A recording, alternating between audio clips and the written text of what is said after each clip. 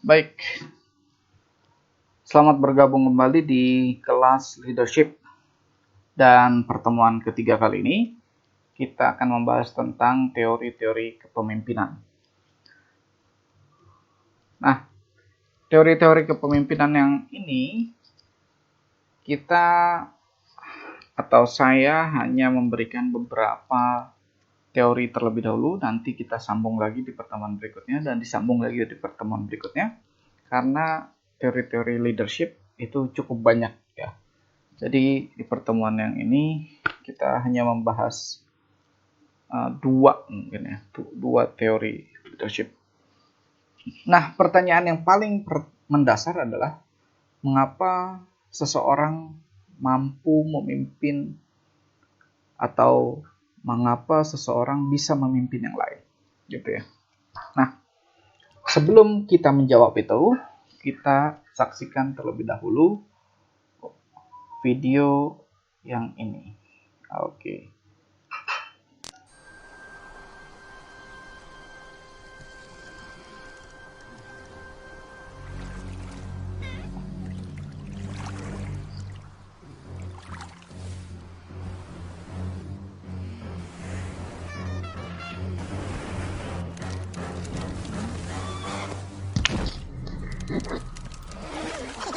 It's smarter to travel in groups.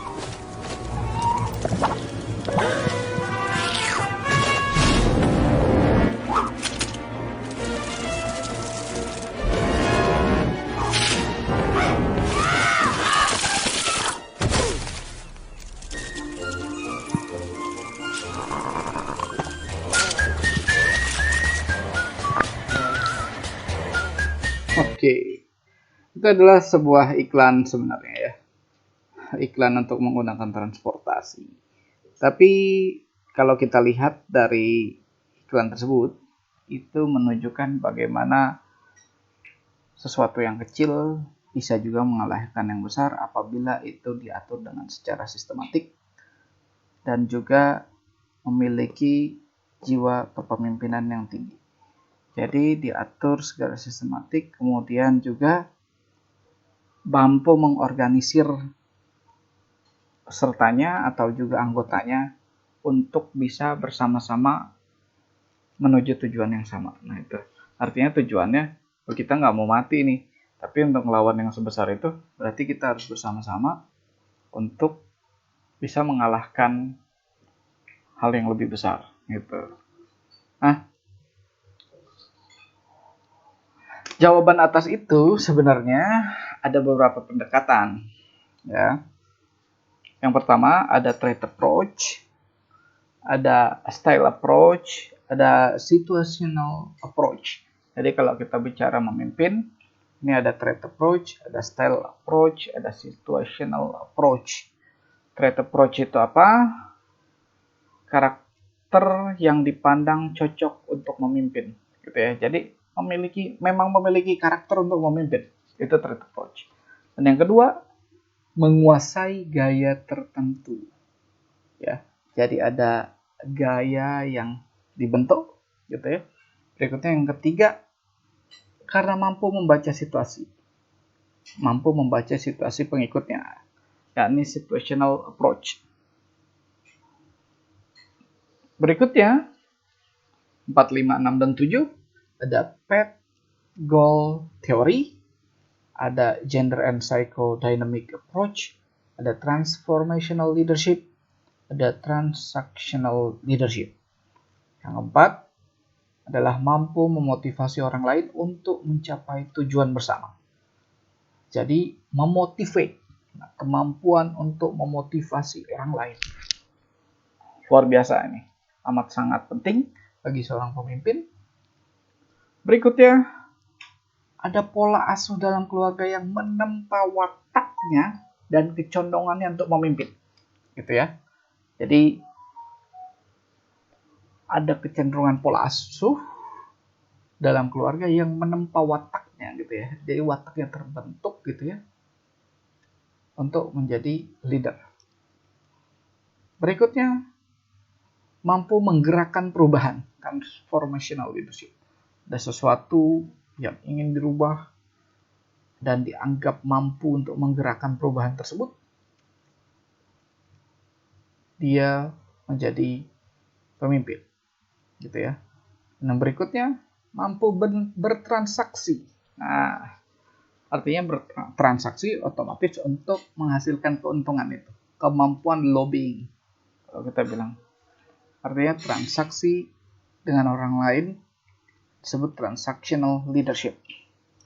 Oke, sekarang kita bahas satu persatu terkait itu. Tetapi kita akan fokus terlebih dahulu untuk pertemuan ini dengan trait approach atau pendekatan sifat. Pendekatan ini disebut juga Great Man Theory.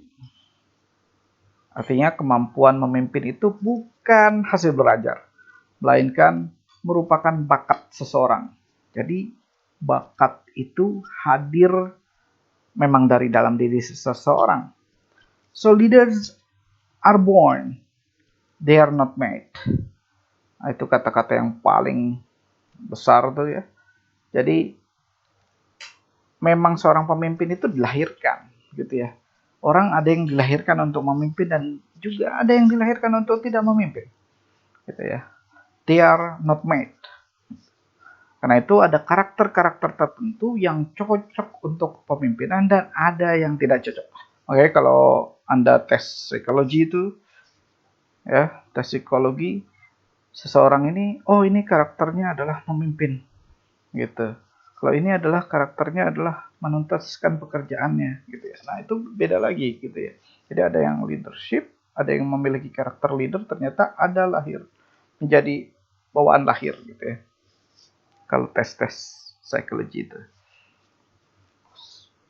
Berikutnya, pendekatan ini disebut pendekatan paling klasik dan menjadi anggapan umum. Artinya kebutuhan akan orang kuat misalnya di dalam masyarakat Indonesia. Kalau yang kuat adalah yang mampu memimpin di dalam suatu golongan, gitu ya.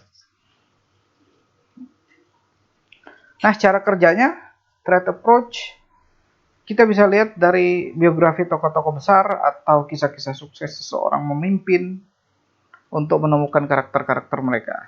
Dari studi komparatif, baik Stockdale, Mann, Vedder, Kirkpatrick, ditemukan 5 karakter pokok pemimpin ideal. Oke, jadi cara kerja trait approach ini yang pertama, karakter pemimpin ideal mendasar adalah memiliki kecerdasan, gitu ya, smart, gitu ya. Berikutnya keyakinan diri, gitu ya. Berikutnya ada ketegasan, ada integritas dan sosiabilitas. Oke, smart artinya memiliki cara pikir untuk melakukan inisiatif, gitu ya. Dan berikutnya juga memiliki solusi atas segala sesuatu. Kemudian yakin, gitu ya. Segala apa yang ia yakini adalah kebenaran dan ia lakukan sampai ia menemukan itu atau memperolehnya. Dan ketegasan, dia tidak pelin-pelan terhadap sesuatu. Integritas, memang dia selalu melakukan itu. Dan sosiabilitas artinya dia mampu juga bersosial. Nah, 10 sifat ini menurut Stockdale diturunkan dalam trait approach.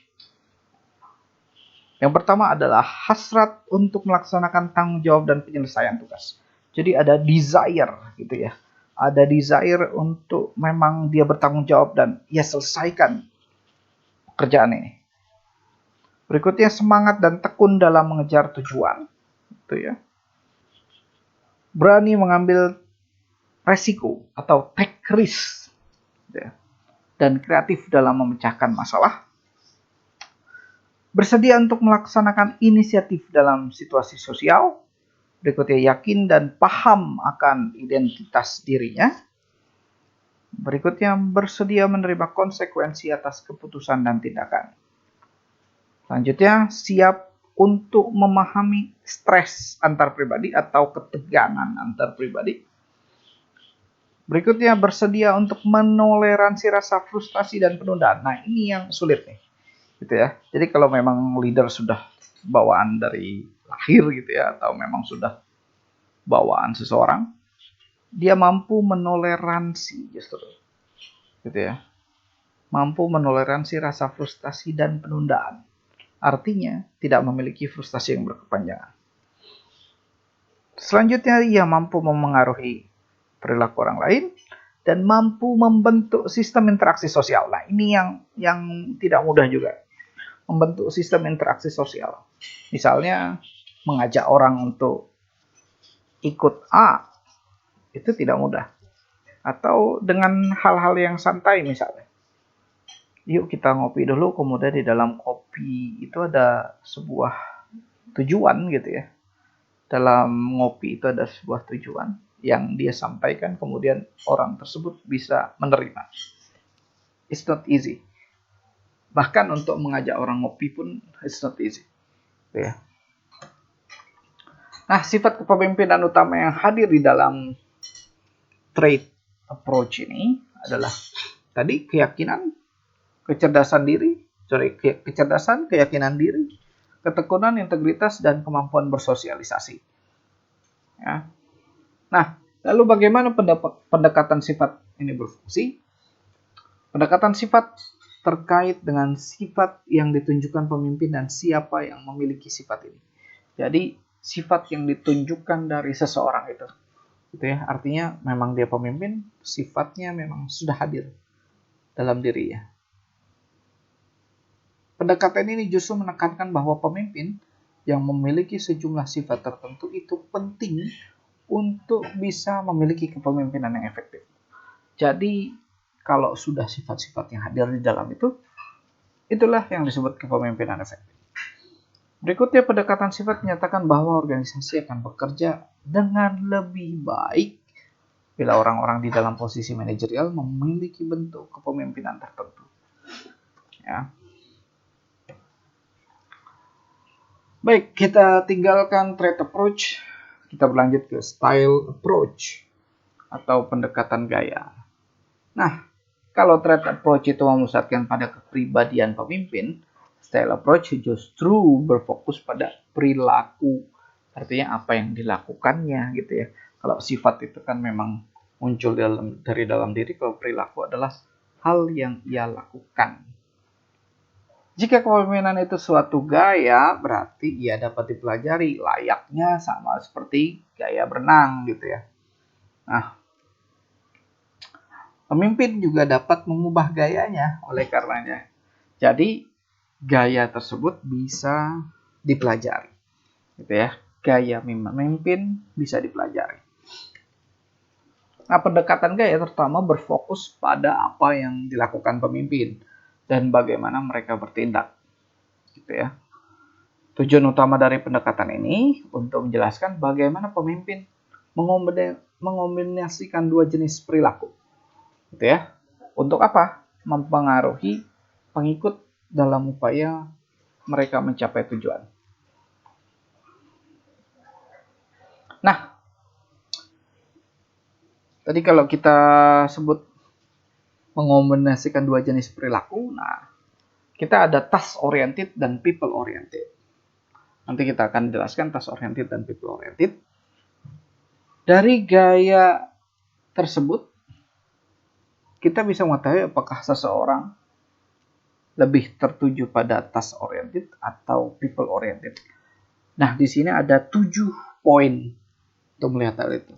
Ada authority compliance management, ada country club management, ada team management, ada impoverished management, ada middle of road management, ada paternalism dan opportunism. Oke, basically paternalism dan opportunism itu sebenarnya tidak masuk, tapi paternalism ini kita masukkan sebagai gambaran bahwa artinya ada orang yang berubah-ubah gitu ya. Ada yang oportunis, justru memakai segala gaya untuk kepentingan pribadi. Nah, ini kita jelaskan satu-satu selanjutnya. Nah, gambarannya seperti ini. Jadi kalau concern for people ya, jadi di sini ada concern for people. Ini ada ranknya dari 1 sampai 9. Ketika Anda ada posisi sini, sorry saya kasih gambaran. Jadi ada concern for people, ada concern for result. Jadi concern for people itu people oriented, yang ini adalah task oriented. Artinya concernnya kepada orang gitu ya, menaruh perhatian pada orang, ada juga yang menaruh perhatian pada hasil kerja. Nah, kalau Anda posisinya low ya, concern for result-nya 1, concern for people-nya 1, itu Anda masuk ke dalam impoverished management. Gitu ya. Apabila concern terhadap result-nya Anda high, mencapai 9, sementara concern for people-nya 1 gitu ya, berarti 9.1 gitu ya, Anda masuk ke dalam ini, authority compliance management. Dan sementara apabila Anda ada di tengah-tengah saja, Anda disebut dengan middle of the road management. Dan kalau Anda posisinya ada di sini, concern for people-nya tinggi, tetapi concern for result-nya kecil, Anda masuk ke dalam country club management. Dan apabila Anda high concern for result-nya, concern for people-nya high, itu udah pasti Anda masuk ke dalam tim manajemen, dan itulah yang didam-damkan orang semua. Nah, kita jelaskan satu persatu kepedulian terhadap orang. Kita tadi bahas dulu apa itu people oriented, yakni sejauh mana pemimpin memperhatikan kebutuhan anggota tim. Ya, jadi dia memperhatikan anggota timnya dan bidang pengembangan pribadi ketika memutuskan cara terbaik untuk menyelesaikan tugas. Jadi dia melihat, memperhatikan kebutuhan tim dan kepentingan timnya. Yang kedua, task oriented, yaitu menekankan sasaran konkret, efisiensi organisasi, dan produktivitas yang tinggi ketika memutuskan bagaimana cara terbaik untuk menyelesaikan tugas. Nah, kita ke sini, impoverished management yang 1.1 terlebih dahulu. Gaya kepemimpinan ini, manajer hanya menjadi mediator dari atasan ke bawahan. Namun dia sama sekali tidak melaksanakan fungsi manajerialnya. Dia hanya terfokus pada tugas yang bisa diselesaikan sendiri dan tidak memberikan solusi atau arahan dan kontrol terhadap anak buahnya. Produktivitasnya dan hubungan keluarganya sangat lemah. Berikutnya, country club management. Gaya kepemimpinan ini, seseorang manajer menjadi sosok yang menyenangkan dan mampu memanage anak buah dengan baik dan peduli atas kebutuhan anak buah, namun hasil kerja yang dicapai di kelompok kerjanya juga tidak jauh lebih baik, artinya masih minim dan bahkan jauh dari target. Gitu ya. Artinya bahkan terkadang just so ya udah kerja sekian, itu ya sekian. Itu masih baik, tapi terkadang kerjanya juga bisa jadi jauh dari target atau sangat minim. Berikutnya, middle of road management. Nah, gaya kepemimpinan ini, seorang manajer menjadi sosok yang berusaha menyeimbangkan antara pencapaian hasil kerja dan hubungan dengan anak buah. Dan menjadi sosok yang tidak terlalu dekat, namun juga tidak terlalu menghabiskan tenaga untuk mengarahkan bawahannya agar mencapai target. Kata pengantinnya adalah leader setengah-setengah. Jadi disebut leader, ya, bukan leader juga. Ya, gitu. Jadi setengah matang. Berikutnya ada yang authority compliance management. Gaya kepemimpinan ini, seorang manajer memenuhi target produksinya, namun dia dikenal sebagai sosok yang otoriter karena tidak mempedulikan kebutuhan anak buahnya. Nah, ini yang apa-apa fokus ya. Target ada produksi, lupa dengan anak buahnya. Nah,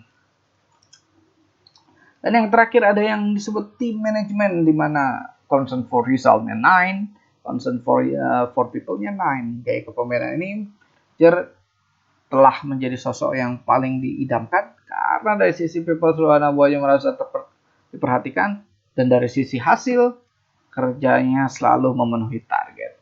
Kesimpulannya adalah, so kita ada di gaya kepemimpinan mana nih, gitu ya. Jadi kalau kita ada di country club management, nilai tas yang rendah, maka kita mulai untuk fokus ke target, gitu ya. Kalau kita pun di titik yang authority compliance yang agak terlalu tinggi, kita coba lebih turunkan lagi tensinya, gitu ya. Nah, pendekatan gaya berfungsi tidak dengan memberitahu pemimpin cara untuk berperilaku, tetapi dengan mendeskripsikan komponen utama dari perilaku mereka. Artinya yang tadi, gitu ya, ada deskripsinya. Pendekatan gaya ini mengingatkan pemimpin bahwa reaksi mereka terhadap yang lain terjadi di tingkatan tugas dan hubungan. Dalam sejumlah situasi, pemimpin perlu berorientasi pada tugas, di mana dalam situasi lain, mereka juga perlu berorientasi pada hubungan antar karyawan. Oke. Jadi itu saja, mudah-mudahan ada manfaatnya dan bisa menjadi gambaran untuk Anda semua terkait teori-teori kepemimpinan ini. Nanti kita akan berlanjut dengan teori kepemimpinan yang lain di minggu berikutnya. Terima kasih dan sampai jumpa minggu depan.